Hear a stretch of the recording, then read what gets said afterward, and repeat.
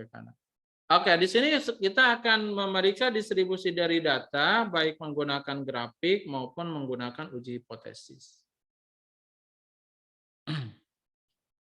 Nah, untuk bisa menggunakan teknik grafik, ya, kita harus paham kuantil-kuantil plot, ya, atau disebut juga dengan plot kuantil-kuantil, ya bahasa Indonesianya. Oleh karena itu kita harus paham dulu apa itu kuantil, ya, apa itu plot kuantil, baru kemudian apa itu plot kuantil-kuantil atau key plot, ya. Key plot ini apa? Nah, setelah selesai, baru nanti kita bisa membuat yang namanya key plot untuk distribusi normal, artinya untuk menguji apakah data kita normal atau enggak, dan untuk melihat key plot fungsi distribusi selain normal juga bisa. Artinya terbuka nanti bisa untuk uji distribusi yang lain.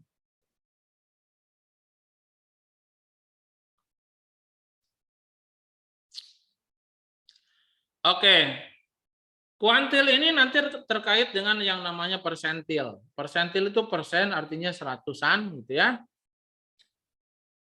Jadi kalau misalnya persentil ke K, itu artinya sebuah nilai yang, jadi kalau saya misalnya sebut, ini adalah persentil ke K misalnya, saya sebut persentil ke K.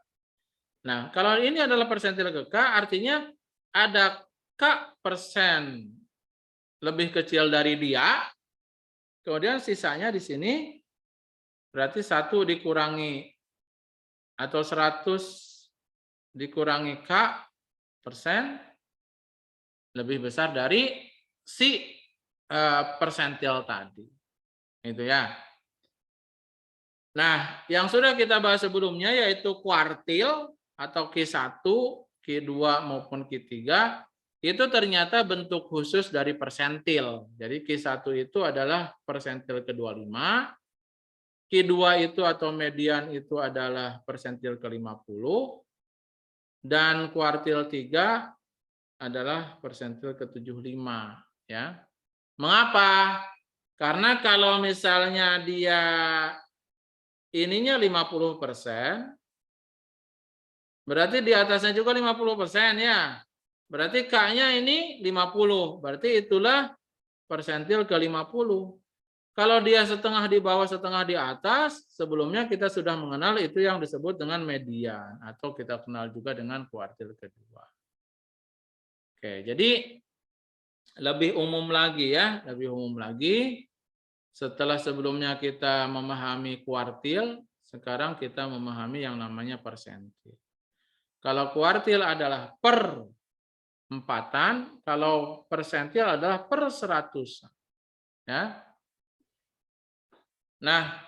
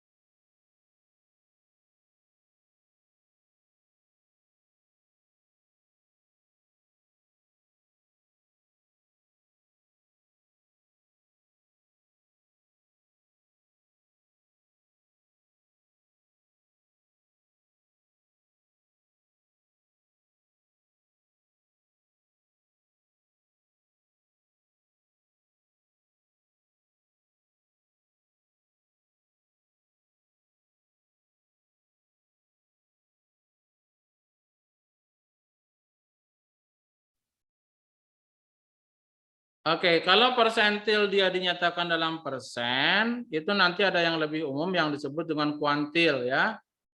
Kalau kuantil ini dinyatakannya dalam bentuk desimal. Ya, seperti misalnya 25, nah dinyatakan menjadi 0,25. Ya. Karena kan 25% kan sama dengan 0,25 ya. Misalnya 50% dalam kuantil mah dia 0,5. Gitu ya. Jadi bedanya dikit, persentil dinyatakan dalam persen, kalau kuantil dinyatakan dalam desimal. Tentunya kalau persentil dari 1% sampai atau dari 0% sampai 100%. Nah, kalau kuantil mah dari 0 sampai 1 gitu ya. Dari 0 sampai 1. Jadi ini persentil. Kalau ini kuantil.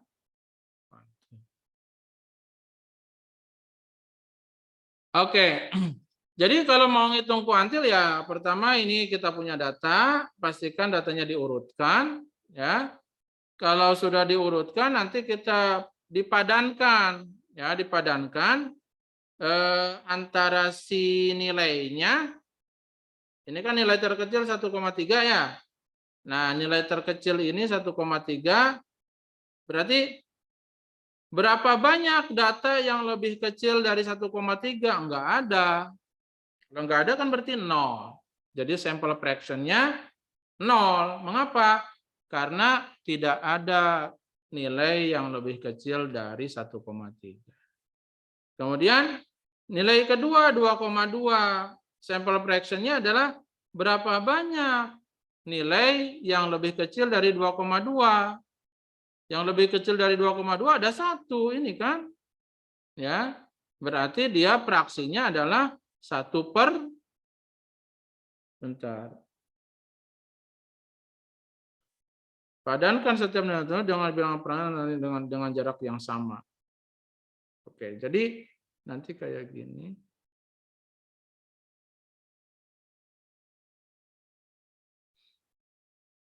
Sini 0, di sini 1. Karena ini nilainya ada 6,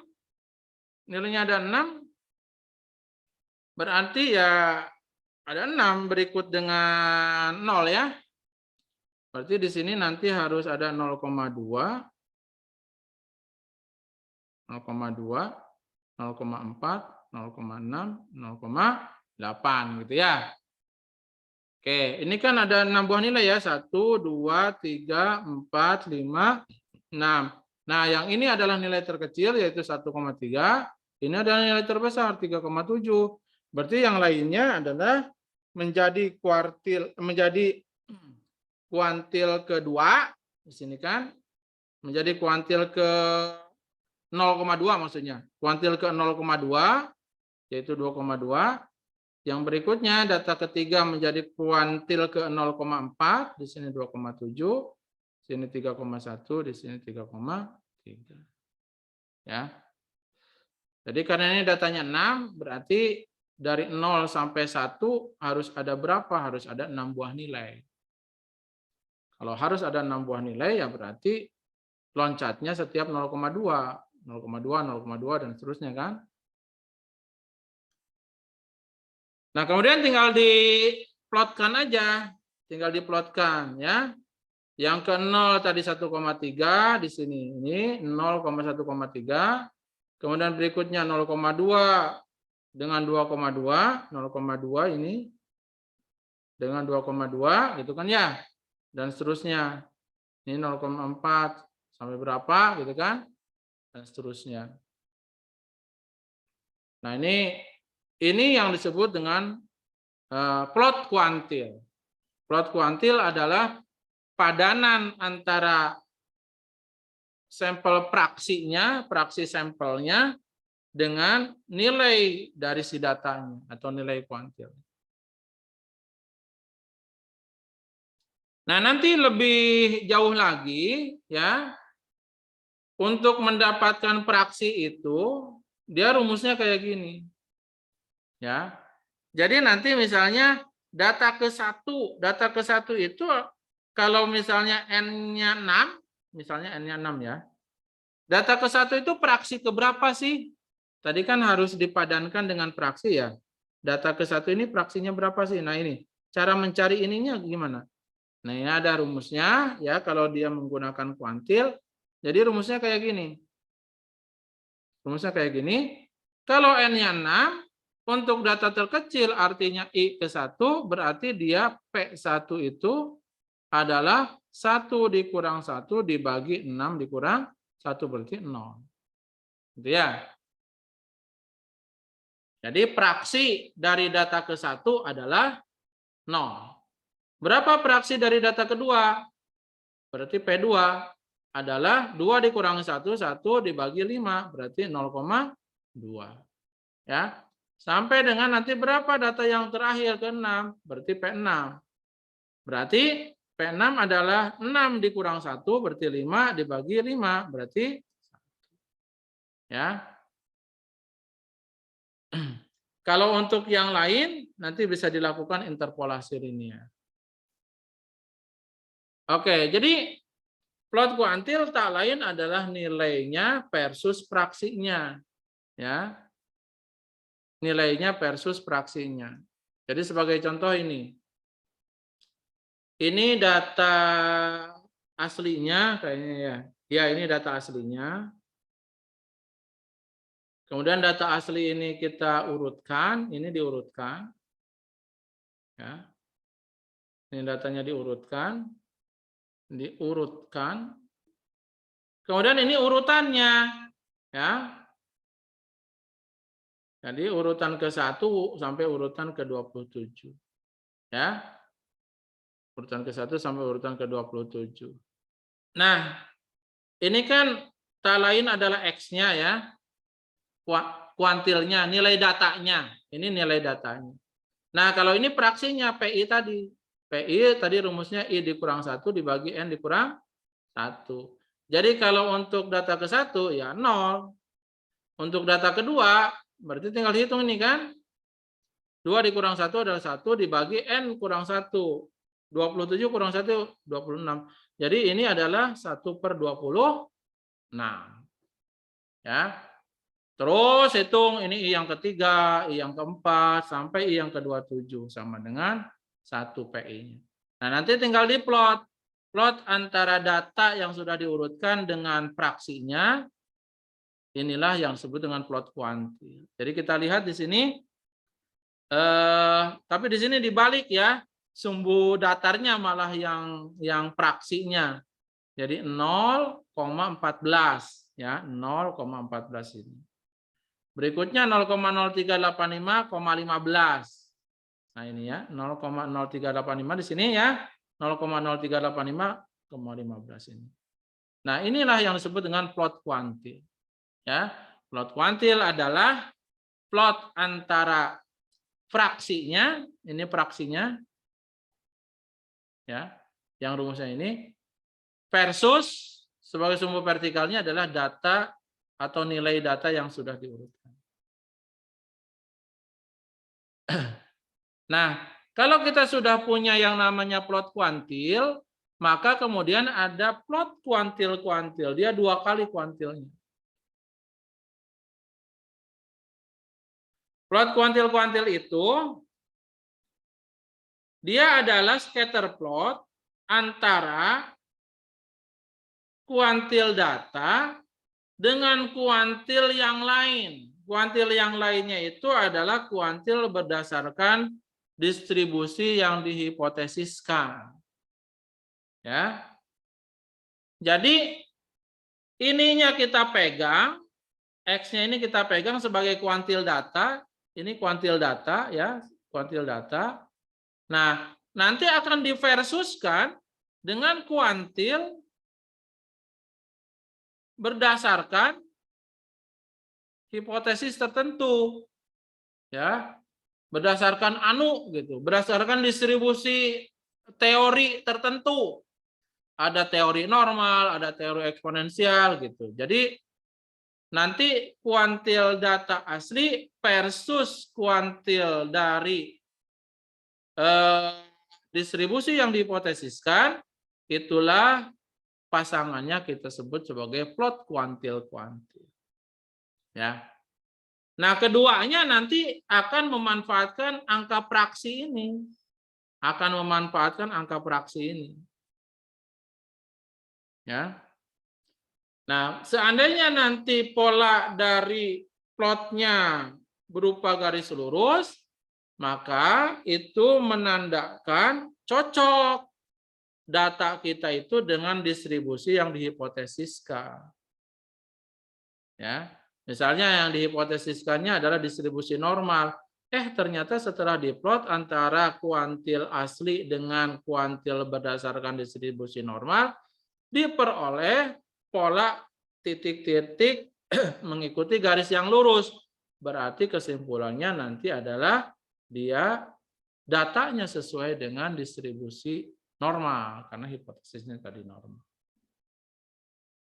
Oke, jadi langkahnya adalah pertama kita urutkan data aslinya, kemudian hitung fraksinya. Nah, ini rumusnya agak berbeda lagi nih, rumus fraksinya. Tapi whatever lah ya, terserah mau pakai yang mana. Tadi kan di sini rumus fraksinya adalah kayak gini ya. I dikurang 1 dibagi N-1. Di sini bisa juga menggunakan rumus fraksi yang lain, yaitu I dikurang setengah dibagi N. Nah, setelah diperoleh fraksinya, baru kemudian kita harus mencari kuantil berdasarkan distribusi tertentu. Nah, kuantil berdasarkan distribusi tertentu itu adalah dengan cara memasukkan nilai fraksi, kemudian dicari inverse-nya. Jadi F di sini adalah distribusi tertentu. Distribusi tertentu. Misal, distribusi normal. Misalnya. Nah, nanti akan kita peroleh kuantil dari distribusi normalnya. Gitu. Ya, jadi fraksinya masukkan ke sini ke dalam fungsi, cari inverse-nya. Hasilnya itu adalah kuantil dari distribusi tertentu tadi yang dihipotesiskan. Nah, nanti di ujungnya adalah tinggal plotkan aja. Plotkan data asli di sini dengan kuantil dari yang dihipotesiskan di sini. Jadi plotkan X yang sudah diurutkan versus kuantil yang dihitung dari distribusi hipotesis. Ya, sebagai contoh, kalau kita mau menguji apakah cocok distribusi normal, maka setelah dihitung fraksinya, ya, nanti setiap PI ini kita cari skor normalnya. Ya, misalnya saya peroleh PI-nya 0,05 misalnya. Kalau PI-nya 0,05, berapa skor normalnya? Nah, itu disebutnya dengan ZI. Nanti ya, disebutnya dengan ZI. Itu skor normalnya. Nah, nanti tinggal diplotkan aja antara data asli yang sudah diurutkan dengan skor normal. Maka hasilnya adalah plot Kiki normal atau plot kuantil-kuantil normal. Kalau nanti pola garisnya lurus, maka dia menandakan distribusi normal. Nah, ini contohnya ya. Ini tadi data aslinya adalah ini yang sudah diurutkan, ya. Ini tadi fraksinya. Nah, ini adalah skor normalnya. Skor normalnya atau Z-nya, ya. Z-nya. Jadi kalau P-nya 0,0185, ternyata skor Z, skor normalnya adalah minus 2,08536. Ya. Nah, jadi logikanya kayak gini. Ini normal, ya, distribusi normal. Kalau di sini luasnya, fraksi itu terkait dengan luas ya. Ini adalah normal standar. Tengahnya 0, simpangan bakunya 1. Kalau luas ini adalah sebesar fraksi, sebesar 0,0185, maka nah besar kuantil di sini ya, besar kuantil di sini itu adalah sebesar min 2,08536. Gitu. Jadi itu ya skor normal ya. Skor normal itu terkait dengan fraksi yang di sebelah kirinya ada berapa. Sebagai contoh ini yang mudah ini ya. Kalau dia fraksinya setengah. Kalau fraksi setengah berarti sebelah dari distribusi normal kan? Jadi ini. Jadi kalau sebelah kan ini nih, sebelah nih sampai sini sampai 0. Ini kan sebelah. Sebelah itu kan setengah. Ya. Kalau fraksinya setengah, maka berapakah di sini? Ya 0, karena distribusi normal standar itu kan tengah-tengahnya 0. Makanya lihat skor normal dari setengah itu adalah ini. Ini mungkin agak ruwet kalau dibaca. Tapi ini sesungguhnya angka 0. Mengapa? Karena ini nilai yang kecil sekali, yaitu min 1,4 kali 10 pangkat min 16. Ini kan kecil sekali, mirip dengan angka 0. Kali 10 pangkat min 16, meskipun agak dari kiri, dari negatif. Ya, jadi terbukti skor normal dari setengah adalah 0. Ini 0 sesungguhnya. Nah, terakhir tinggal diplot aja antara data asli yang sudah diurut dengan skor normal. Hasilnya disebut dengan Kiki plot normal. Nah, kalau pola garisnya itu mengikuti garis lurus, sebentar ini agak. Kalau pola garisnya mengikuti garis lurus, katakanlah seperti itu, maka dia akan mendekati normal. Tapi untuk data kita di sini kan kayak ada penyimpangan ya, kayak ada penyimpangan. Jadi ini nggak yakin normal kalau kayak gini ceritanya, karena dia lumayan menyimpang dari garis lurus. Oke. Nah, seperti contohnya ini ya. Kalau kayak gini, datanya dari distribusi normal, misalkan saya punya data ya, datanya itu saya bikin histogramnya bagus banget lihat. Ya, ini kan kayak distribusi normal ya. Kemudian kalau saya bikin plot kuantil-kuantil normalnya, tuh lihat lurus banget. Ya. Jadi kalau datanya berdistribusi normal, maka akan dicerminkan dengan Kiki plot normalnya yang mengikuti garis lurus. Nah, apa jadinya kalau datanya kayak gini? Ini datanya tidak normal ya. Ini menjulur ke kanan, ya. Dia kemiringannya positif, menjulur ke kanan. Lihat, Kiki plot normalnya ternyata tidak mengikuti garis lurus. Andaikan garis lurus di sini, dia menyimpang dari garis lurus. Ya. Jadi nanti bisa kita ambil pelajaran bahwa kalau Kiki plot normalnya berada di bawah garis lurus, maka dia mencerminkan data yang miring ke kanan, data yang miringannya, yang distribusi kemiringannya positif. Sebaliknya, kalau datanya kayak gini, ini menjulur ke kiri nih. Ya, datanya menjulur ke kiri. Dia nanti Kiki plot normalnya akan berada di atas garis lurus. Oke.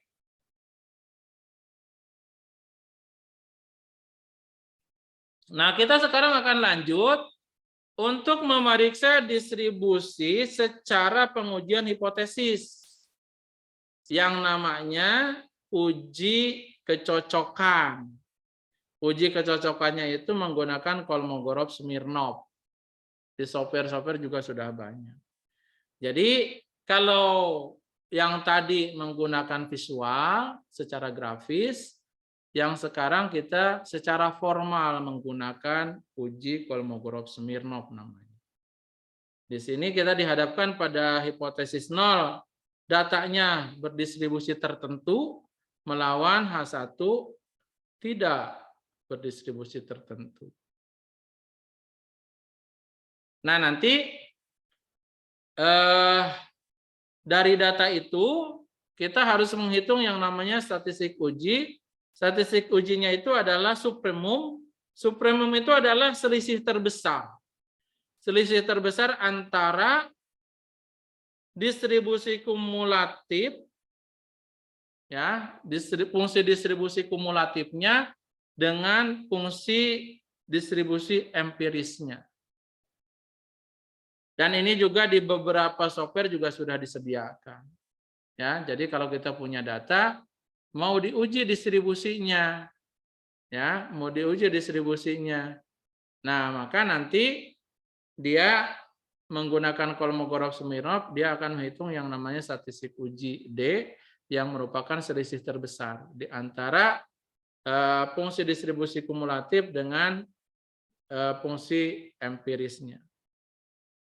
Nanti kriteria ujinya, kalau hasil hitungannya ini lebih besar dari tabel, ya, atau kalau v-value-nya, atau bisa juga menggunakan perbandingan antara v-value dengan alpha, ya. Kalau ini menggunakan tabel, di mana tolak H0 kalau hasil hitungan lebih besar dari tabel, atau kalau menggunakan apa ini v-value, nanti kalau lebih besar ini malah dia terima H0. Tapi sesungguhnya nanti dia akan seiringnya.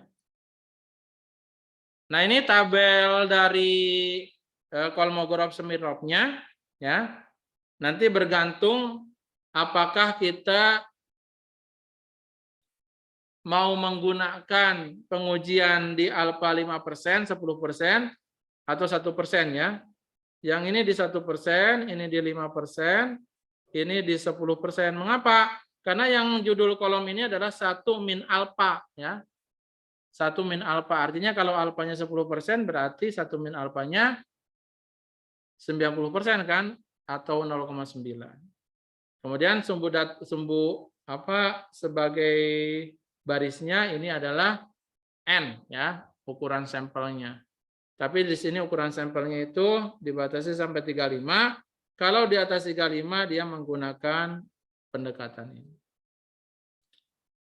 Oke, di sini dicontohkan, ya, di sini dicontohkan dengan menguji apakah dia distribusinya Poisson, ya, apakah dia distribusinya Poisson. Oleh karena itu, hipotesisnya adalah H0 apakah data mengikuti distribusi Poisson dengan parameter sama dengan 3,6, H1 menyatakan tidak demikian. Nah, kita harus hitung distribusi kumulatif Poisson dan distribusi empirisnya. Jadi F besar dan S. S ini empiris. Apa itu? Nah, di sini. Ya. Kalau SX itu kan empiris. Jadi datanya ini udah diurutkan ya. Udah diurutkan dari 0 sampai 9 ini X-nya ya, dari 0 sampai 9. Ya. Kemudian kita lihat sampai dengan 0 itu kan ada 1 kemunculan. Berarti empirisnya adalah ini total frekuensi di sini. Harus dihitung dulu total frekuensinya adalah 1 tambah 2 3 4 6 7 8 9 10. Jadi total frekuensinya 10. Karena datanya tadi 10 ya. Jadi ini N-nya ada 10. Oke. Jadi SX ini adalah distribusi empiris, ya, distribusi empiris. Jadi berapa banyak yang nilainya 0 atau kurang? Ada 1, berarti SX-nya adalah 1/10. Ada berapa banyak yang nilai X-nya kurang dari atau sama dengan 1? Di 0-nya ada 1, di 1-nya ada 2, berarti ada 3. Berarti SX-nya 3/10. Ya. Jadi ini distribusi empirisnya. Oke. Kemudian ini adalah distribusi dari teoritisnya ya, yang tadi yang diandaikan dengan Poisson. Dalam contoh ini diandaikan dengan Poisson. Jadi dalam Poisson kalau X-nya 0, Ya, kalau X-nya 0, berapa nilai fungsi distribusi kumulatifnya? Ya, tinggal dimasukkan ke sini. Ya, kalau X-nya sama dengan 0, berarti F besar 0, lambda, dalam hal ini lambdanya 3,6, adalah E pangkat 3,6, E pangkat lambda kan? Dikalikan 3,6 dipangkatkan X, dipangkatkan X-nya 0, karena ini kita hitung untuk X0, dibagi X faktorial, 0 faktorial. Ya, berarti hasilnya adalah E pangkat 3,6. Karena 3,6 pangkat 0 kan 1, 0 faktorial juga 1. Dan ini setelah dihitung adalah sebesar 0,027324. 0,0273 salah saya. 0,027324 ya. Nah, ini. Ini yang disebut dengan distribusi teoritisnya berdasarkan Poisson. Hitung lagi nanti untuk X sama dengan 1 diperoleh ini. Ya. Nah, kemudian nanti terakhir dicari selisihnya antara teoritis, yaitu Poisson tadi, dengan empiris. Ini selisihnya dengan 1/10 berapa? Tapi dimutlakan ya. Kalau dimutlakan artinya tidak ada tanda negatif. Ya. Hitung semua. Setelah dihitung semua, tadi cari yang supremum. Supremum itu adalah yang paling besar. Ini dari sini semua, selisih terbesarnya adalah di sini. Sehingga D-nya itu adalah selisih terbesar, yaitu 0,173411. Kita bandingkan dengan tabel. Tabelnya dengan alfa 5%, 0,05, dan N-nya 10. Ya. Kita lihat di tabel tadi, N-nya 10, alfanya 5%, dapatnya ini 0,409. Ya. 0,409. Bandingkan. Karena hasil hitungan lebih kecil daripada tabel, ya, maka terima hipotesis 0. Artinya apa? Artinya data kita yang ini dia sesuai dengan distribusi yang dihipotesiskan dalam hal ini distribusi Poisson.